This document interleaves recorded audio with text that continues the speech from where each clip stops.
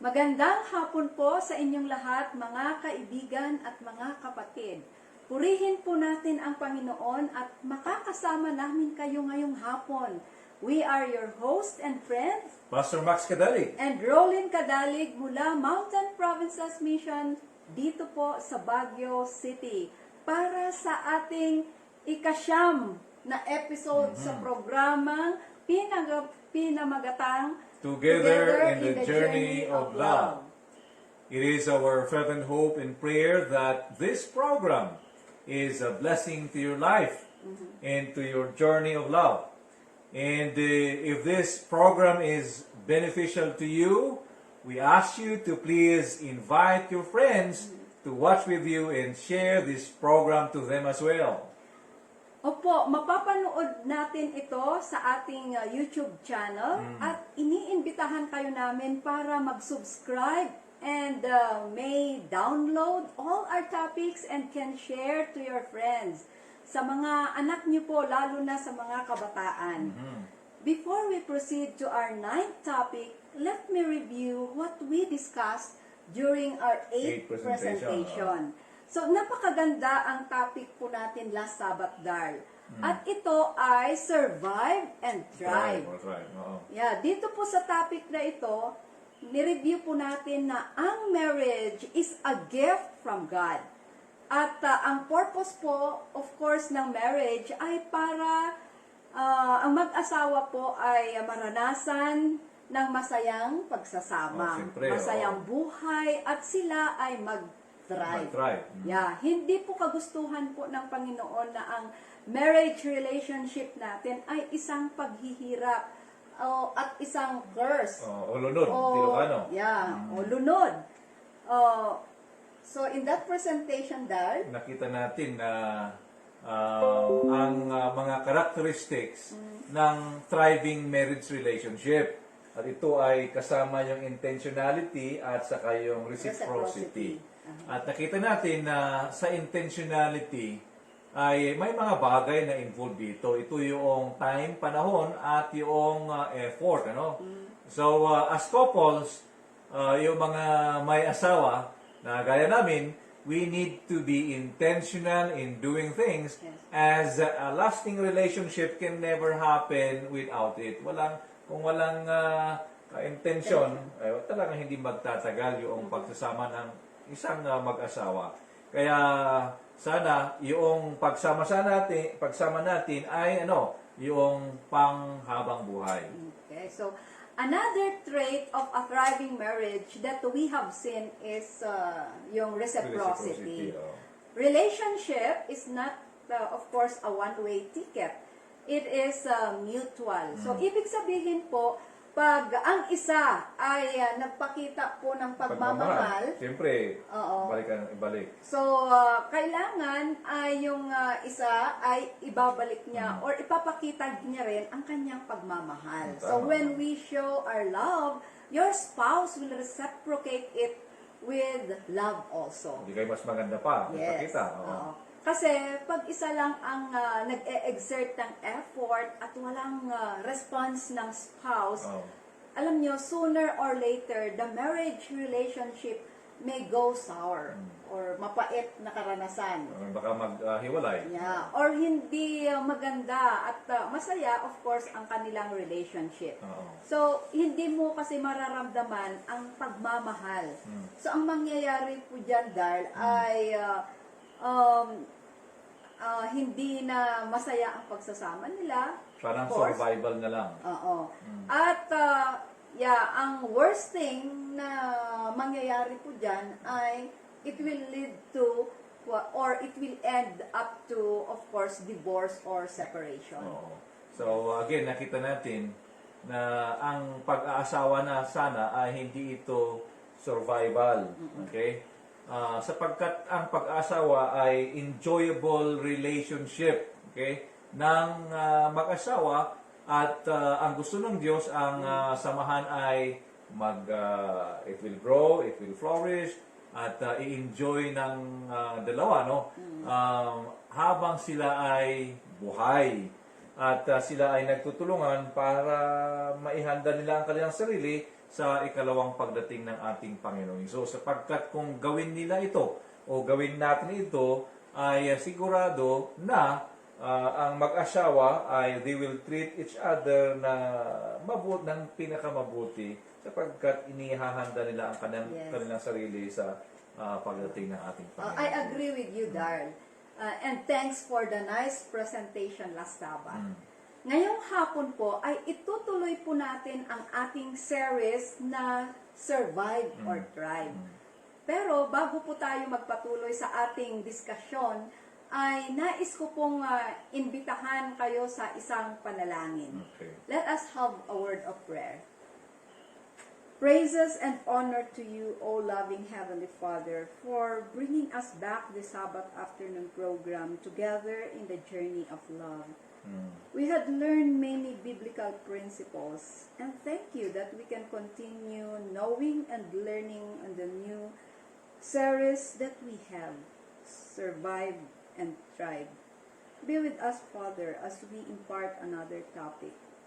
Bless every viewer this afternoon. Bless us, Father, to decide to follow your will in our lives and enjoy every relationship that you allowed each one of us to have. We submit our all to you and thank you for the filling of your Holy Spirit, who gives us the power to overcome and be victorious in all the things that we do. Thank you for your love and mercy and for giving us knowledge, understanding, and the wisdom to discern what is right and wrong. Amen. Forgive all our sins. In Jesus' name, amen. Amen. Ngayong hapon ay ating titingnan yung mga bagay na ipinakita ng ating Panginoong Diyos kay Haring Solomon kung ano ang mga gagawin natin upang ang ating samahan o sa mga gustong mag-asawa upang ang inyong samahan na bilang magkasintahan o di kay mag-asawa sa hinaharap ay mag-thrive. Hindi ito survival mode, okay? Kundi ang relationship na yan ay mag-thrive. Yan po ay matatagpuan sa Proverbs 24 verses 3 to 4. At makita natin ang napakagandang mensahe ng Diyos para sa atin. So sa Proverbs 24 says 3 to 4, gusto kong basahin there. It says, "Through wisdom a house is built, and by understanding it is established. By knowledge the rooms are filled with all precious and pleasant riches." Napakaganda. Kapatid, yun ang sinabi ni Haring Solomon. At makita natin na sa dalawang bersikulong ito, ay makita natin yung salitang, yung tatlong salita. Build, establish, at saka fill. Okay? Ito yung mga salita na mag-describe sa isang relationship na nag-thrive. Kaya ang ating tinitingnan ay survive or thrive. At gusto natin, ito yung mga salita that talks about the relationship that thrives. So let us first look into the first phase, yung unang nabanggit mo kanina na build. Okay? So to build. Alam niyo, napakaganda ang topic na ito, lalo na para sa ating young people who are planning to enter into a relationship with, of course, the opposite sex for marriage. Yeah. Para din sa mga kabataan na may karelasyon ngayon. At of course, para sa ating lahat po, kahit sa mga pareho nating mga magulang. Okay? Kaya mga kapatid, i-message nyo na, invite nyo ang mga kakilala nyo na gusto nyong matulungan sa kanilang mga relationships. Invite and share, mga kapatid. Di nyo alam na sa pamamagitan nyo ay you are saving relationships. Alam mo, Dar, karanasan ko ito. Nung may nagkwento sa akin about controlling her negative emotions towards her husband, after po na nakinig sa ating programa na ito. Kaya maging pagpapala po tayo Amen. sa iba. Amen. So building the relationship with wisdom, yun yung nabanggit kanina, ito yung first step, okay? Kasi ang sabi niyan, build with wisdom. And let us use the building of a house or, of course, edifice. Yeah. Yun ang ating paradigm or example sa pagbibuild ng isang thriving relationship. So, in building a relationship, Darl, ano yung una, of course, na i-consider natin? Meron ba tayong gawin bago mag-build ng relationship? Of course, alam ko na kung kayo po ang sasagot niyan, ay marami kayong may sasagot, ano? At makita natin na ang upang magkaroon ng magandang relationship, ito ay nakita natin na intentional act. And may mga bagay na i-consider natin. Una ay yung readiness. Ito ay napakahalaga. Kailan natin, Darl, na masasabi na ang isang kabataan ay ready na siya for marriage? Yan. You know what? This is very important kasi maraming mga kultura na pag ang babae ay mag-menarche na, yung menarche ay yung first menstruation, sabi nila that she is ready for marriage. Sa mga lalaki naman, may certain age to reach that he can marry. Pero dito sa Pilipinas, Darl, alam natin na 18 years old ang pwede para maligally wedded ang magkasintahan. Ano sa tingin mo, Darl? Ito ba ang mga basehan para masabi natin na sila ay ready for their marriage? Well, magandang tanong, So, when we talk about readiness, ito ay tumutukoy sa maturity ng isang tao. Okay? upang maihandle niya yung relationship sapagkat yung pag-aasawa ay napakasensitibong bagay at ito ay pangmatagalan at ito'y habang buhay. At yung readiness na ito ay may mga bagay na kasama at titingnan natin. Una, para sabihin natin na ang isang binata o anak ay handa na mag-asawa ay he must first be spiritually ready. Okay? Ito yung tinatawag natin na yung spiritual readiness refers to having a life that prioritizes God and living like Christ. Napaka-importante Yan, yan. importante ito. Now, maaari na tanong nyo, bakit? Why spiritual readiness? Well, sapagkat ang pag-aasawa, mga kapatid at mga anak, okay, mga kabataan, ay it's not just a matter of two people deciding to stay together. Yeah. Okay? It includes more than living together. It includes God in the equation, as God is the author of marriage. Di ba? So, ito makita natin na this place God as the supreme guide and recognition that the marriage is a union of helping each other to follow Jesus. So, ibig sabihin dahil na talagang bigyan natin ng prime importance ng spiritual maturity. Tama. Kasi ito ang most basic thing and our moral compass in everything that we do. Pag wala tayong spiritual maturity, makita po natin ang big difference. Yung direction ng buhay, iba ang priorities, Okay. at saka maaari na ang kanilang relasyon ay gratification of sexual impulse lang. No? And when challenges come their way, the opinion that most people take is to flee or separate or disengage. Yan yung isang bagay na mangyayari. Mangyayari, yeah. So, kapagkat wala yung tinatawag natin na moral compass. Okay? So, of course, sinasabi natin dito na hindi naman ibig sabihin na itong taong ito spiritually mature ay yung walang kasalanan na yung parang santo. Hindi naman yun ang sinasabi natin. Kundi, ang isang tao ay na kinikilala niya ang ating Panginoong Hesus at minamahal niya, sundin niya ang ating Panginoon sa kanyang buhay. Okay? At yan ang isang bagay na kailangan na makita sa isang tao na gustong mag-asawa. Okay? At napaka-importante yan. Yeah. Isang area na i-consider po natin ay physical preparedness. Yan ay besides yung spiritual maturity. Yeah. So, yes, women are physical ready when they reach their puberty. Pero, hindi po ibig sabihin na ready na sila for marriage.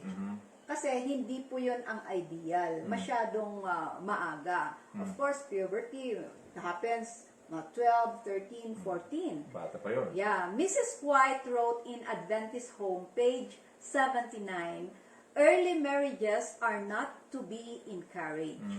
A relation so important as marriage and so far-reaching in its results should not be entered upon hastily without sufficient preparation.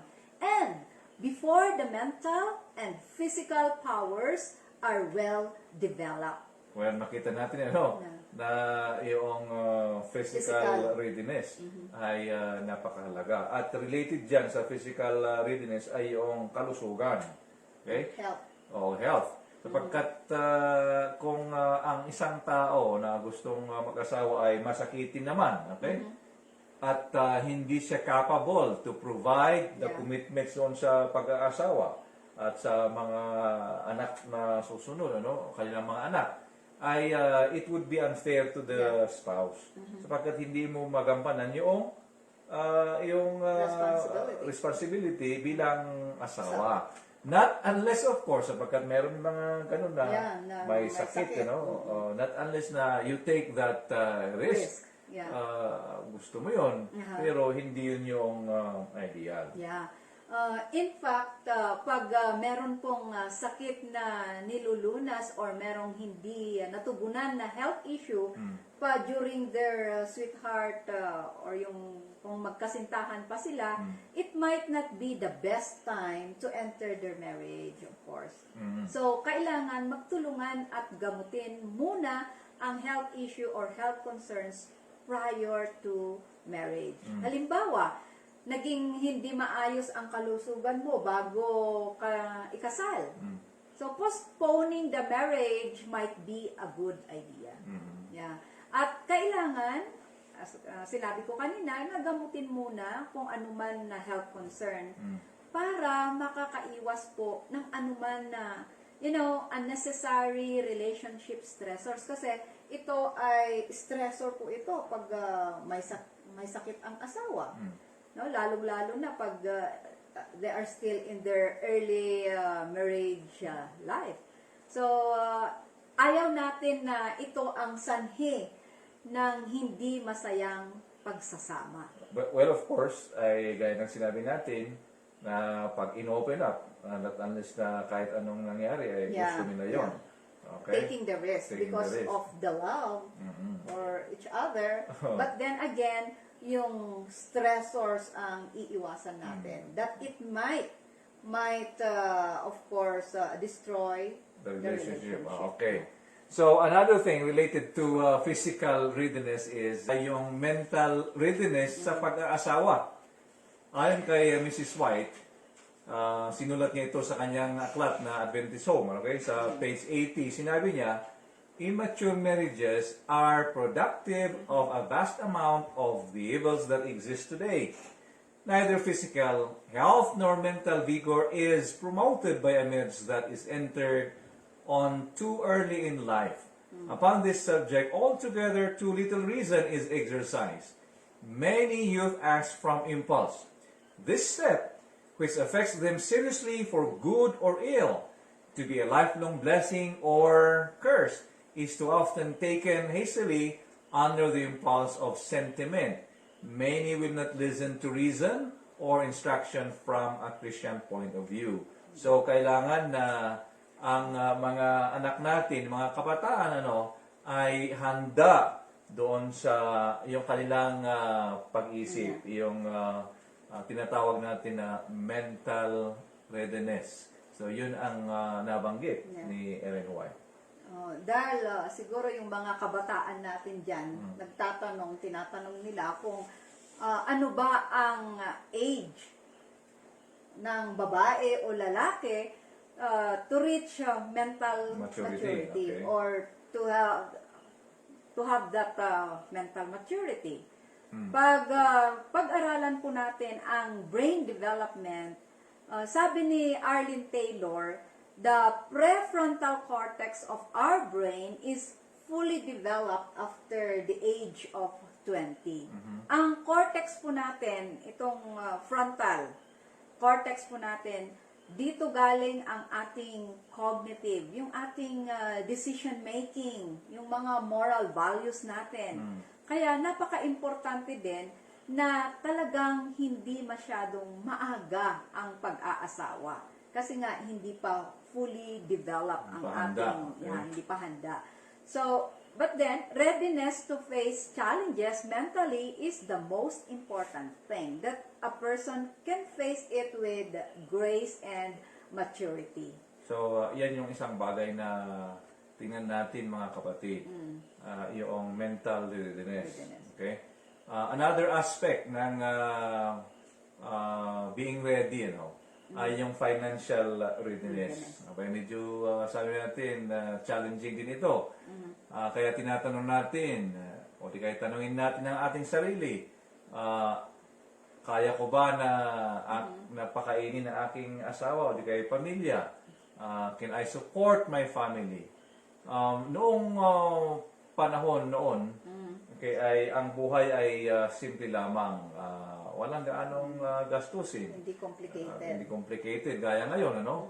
Na ang daming babayarin, lalong-lalo na kung tayo po ay nasa city. Mga bills. Mga bills o yung pagkaroon ng anak, yung education ay Lalo na. napakamahal. Mahal. So, ito ay ikino-consider. So, are we able to do that?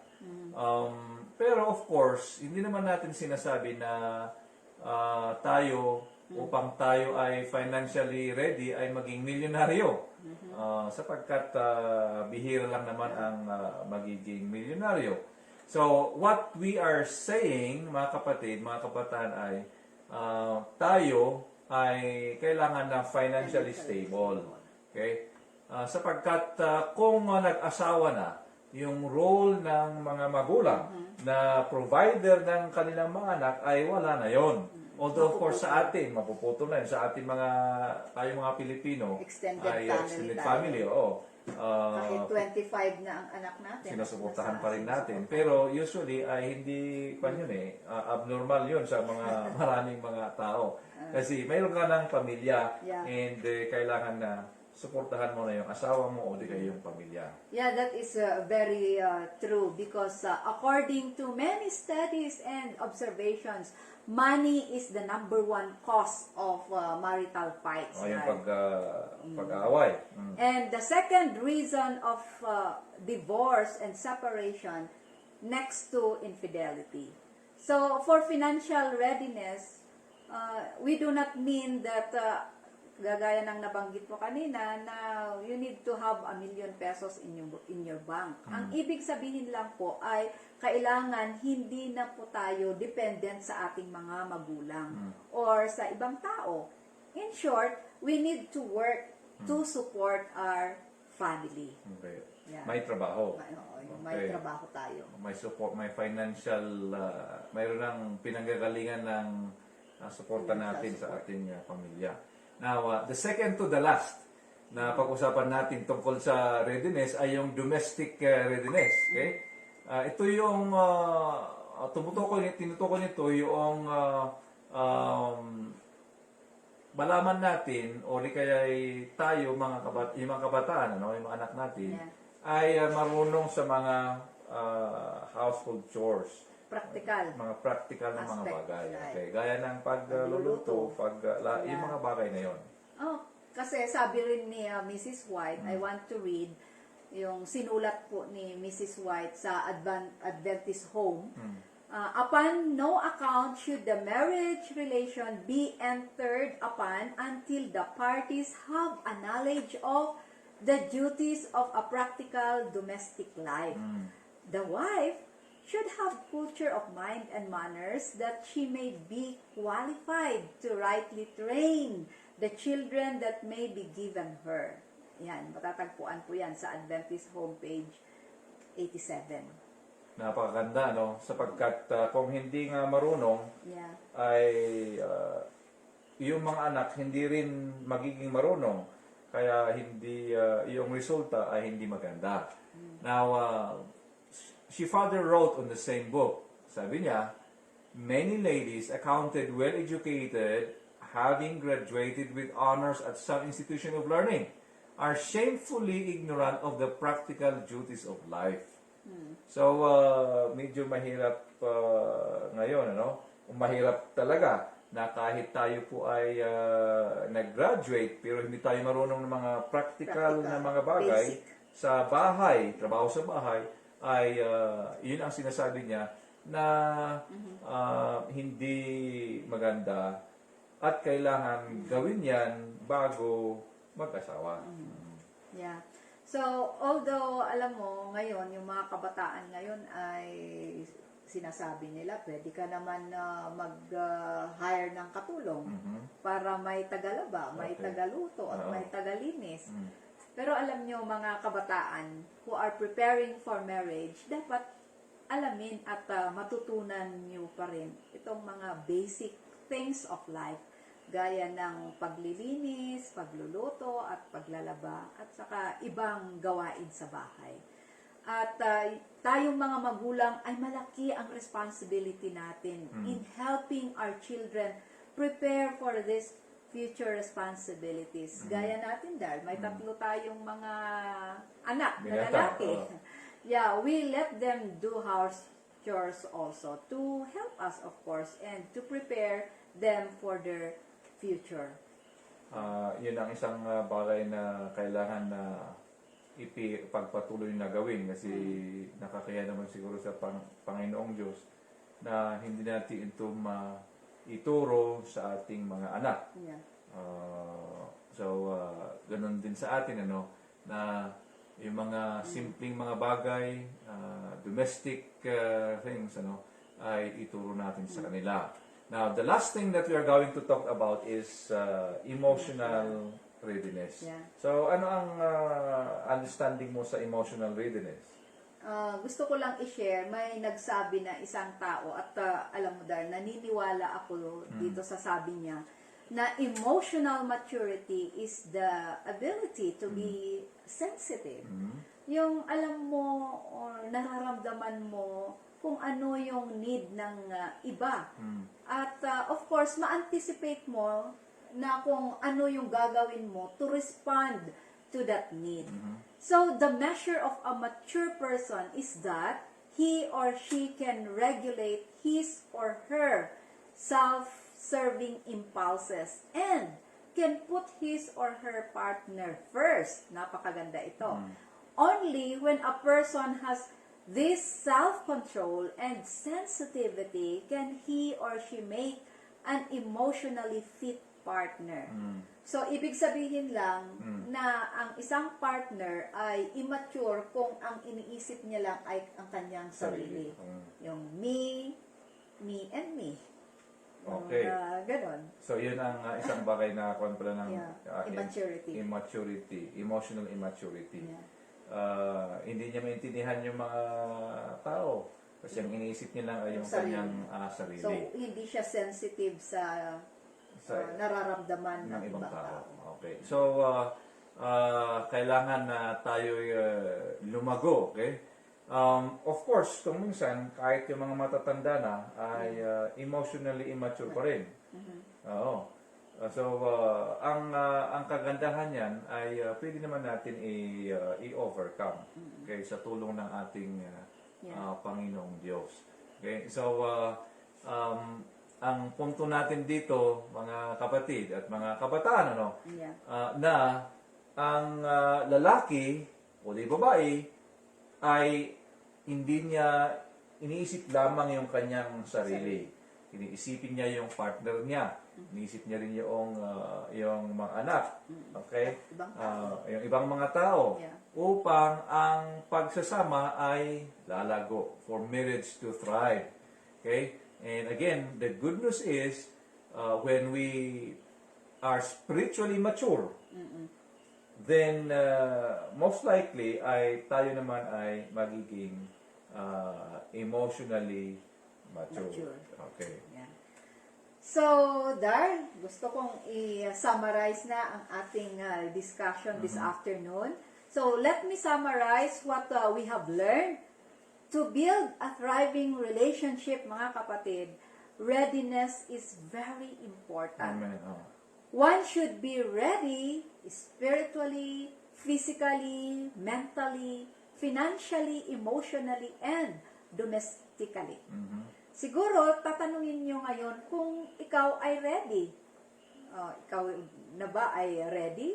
Ano ang... So, kung ikaw ay ready, ano na ang sunod? Or, tatanungin mo, kung ako ang ready, ano na ang susunod na gagawin ko? How about if one is not yet ready? Can he or she enter into a romantic relationship? So, mga kapatid, we will discuss this next Sabbath. So, please join us next week. Huwag po kayo mawawala sa next Sabbath at ito ang ating tatalakayin. Well, yan, tama. So, napakaganda yan. Okay? And I hope na you will plan to join us next week. Okay? But for now, let us end by sharing our experience. Okay? Yes, readiness is very important because one is entering to a lifetime commitment. I remember when we got married, nung tayo na kinasal, 24 years ago, Good. no? Yeah. Kasi si Gerhard ay 23 years old na, mag-24 na. Okay. Silver wedding anniversary na, 25 years. Okay.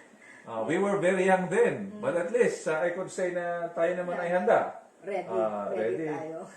Emotionally ready, physically ready, financially ready, although of course hindi naman tayo Ganun kalaki ang oo, yung kasi wala namang ganong malaking sweldo, pero we had a way to provide for the needs of the family. Yeah, pareho tayong 23 years old nung kinasal tayo. So, alam mo dahil pag nakakakita ako ng 23 years old ngayon, parang ang bata pa pala natin noon. But praise God, kasi at our young age ay natanggap ka ng na worker noon, di ba?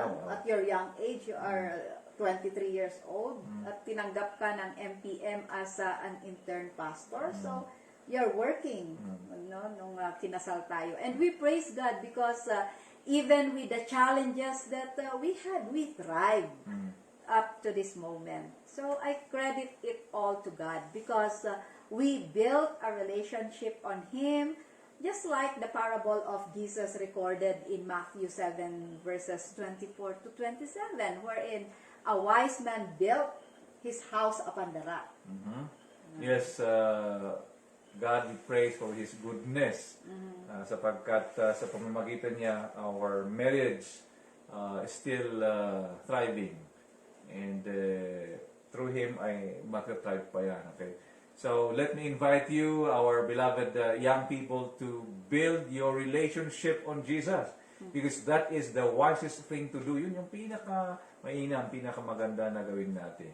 At sa mga married couples na gaya natin, kung hindi pa natin ginawa yon ay hindi pa naman huli. Gawin natin, mag-usap tayo ng ating asawa, baguhin natin ang pamamaraan, and for sure, ay may mga milagro na mangyayari sa samahan, and you will enjoy your relationship. Amen. Okay, so I hope and I pray that all our relationship will thrive and that we will enjoy our marriage life while waiting for the coming of our Lord Jesus. So as we end, let me invite you for a word of prayer. Tayo po ay manalangin, mga kapatid. Gracious God, we are so happy and grateful that you have given us again another time to look into your plans for each one of us. We have seen, Lord, that you want our relationship to thrive. We need to build it with wisdom. And we have seen, Father, that we need to be ready before we are going to take that step of having relationship with the opposite sex or na kami ay mag-asawa. Aking hinihiling, Panginoon, ang mga kabataan na ngayon ay nakasama namin. Sila po ay tulungan, Panginoon, at maihanda nila ang kanilang sarili para sa bagay na ito. At sa amin na may mga asawa, tulungan mo po kami para gawin namin ang pinakamainam na ang aming relasyon ay matatagpuan kay Jesus. Sapagkat kung gawin namin ito, ang aming mga relasyon ay magiging masaya.